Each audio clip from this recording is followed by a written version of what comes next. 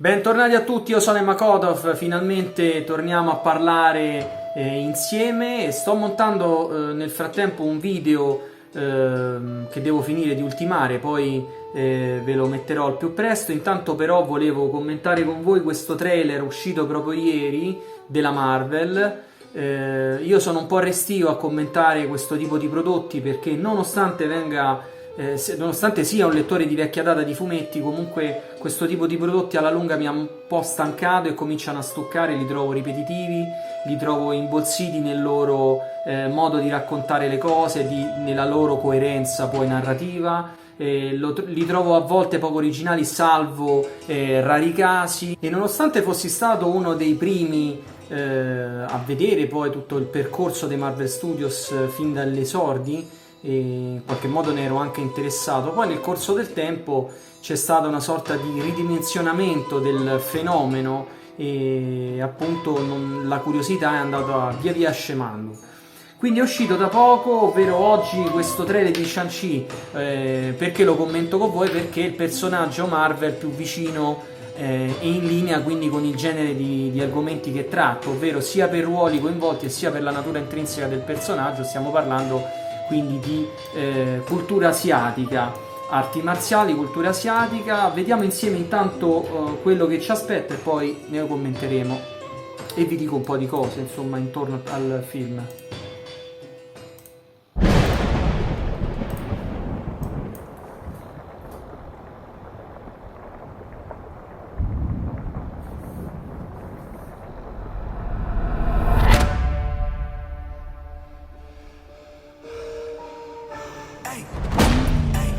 Ti ho dato 10 anni per vivere la tua vita.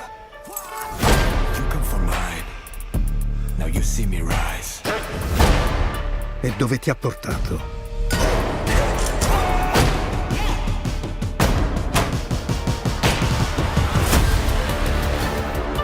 Hai camminato nella mia ombra.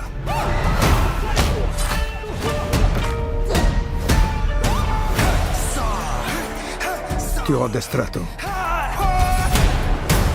per sopravvivere agli uomini più pericolosi del mondo.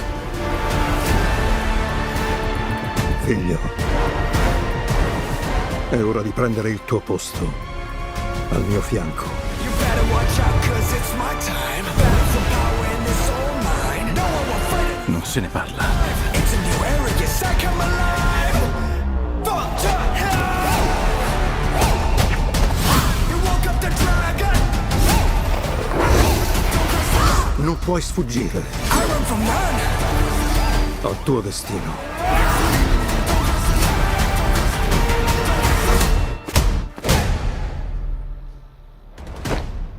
Chi sei tu?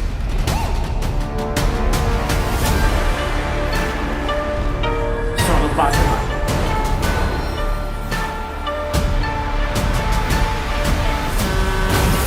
Oddio.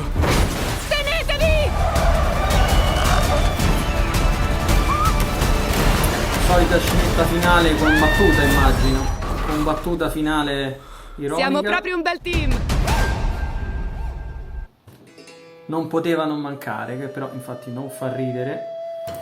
Eccoci qua. Allora, innanzitutto, niente, torno a dire che questa sorta di ripetizione anche nel modo di raccontare certe storie, ovvero il protagonista borderline che è stato mandato da un mentore, da qualcuno in un'altra città dove prima è stato allevato da un'altra parte. Insomma, delle dinamiche narrative già trita e ritrita.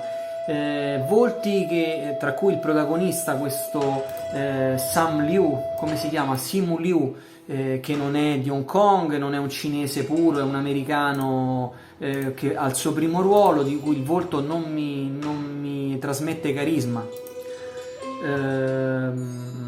La cosa più interessante sicuramente rimangono i volti invece asiatici puri coinvolti, come per esempio che non abbiamo visto poi nel trailer, come Michelle Yeoh, che non ha bisogno di presentazioni, ma soprattutto Tony Leung, l'attore di Infernal Affairs, di In the Mood for Love, insomma di grandi titoli importanti di Hong Kong. Qui coinvolto la vera star, quindi credo che il film si poggi tutto su di lui, che interpreta il mandarino, quindi anche un villain di grande importanza che non ha nulla a che vedere con il mandarino interpretato da Ben Kingsley in Iron Man 3, che era una sorta di oltraggio poi al personaggio, e che tutti hanno richiesto a gran voce di farlo bene. Quindi lui è un grande attore, quindi il film, se lo dovessi vedere, è soprattutto per lui. Il resto, compreso la regia, non mi è esaltato per niente, trovo tutto molto convenzionale, impalpabile. Questo regista Destin Daniel Cretton, che è un hawaiano che non si è distinto per nessun film particolare, chiamata la regia di questo Marvel, infatti non si vede granché. Io non ho visto una regia poderosa, però un altro nome che potrebbe interessarmi, incuriosirmi, è Brad Allan. Dietro alla seconda unità ho visto, c'è lui, ovvero seconda unità stunt coordinator, ovvero il primo occidentale ad entrare nel Jackie Chan Stunt Team, nonché per esempio coprotagonista in George House, il film del 98-97 con Jackie Chan, se lo conoscete. Quindi è un grande marzialista, forse è veramente competente. Non so quanto possa aver portato la sua bravura nella qualità dei combattimenti. Io qui non ho visto granché, sinceramente, ho visto molto di meglio da altre parti, però può darsi che il meglio deve ancora arrivare, perché poi devono entrare in gioco tutta una serie anche di svolte narrative fantasy, come per esempio Fig Van Fum, il dragone, tutte queste cose che dovranno essere inserite. Diciamo che personalmente mi piacciono più i contesti urbani, però la storia è quella. Sul fumetto c'è anche tutta quanta una parte fantasy che dovrà in qualche modo sposarsi anche con la parte realistica della città, delle storie, insomma, della storia urbana. Vedremo se sarà un matrimonio felice alla fine dei giochi.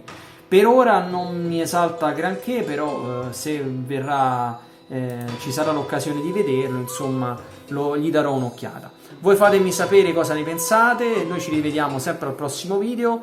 Il prossimo sarà questo che sto finendo di montare, e parlerò di un cult movie che sicuramente avrete sentito nominare, ma magari alcuni non l'hanno visto e soprattutto non lo conoscono in queste minuzie, in questi dettagli di cui vi racconterò meglio. Ci vediamo alla prossima, ciao ciao!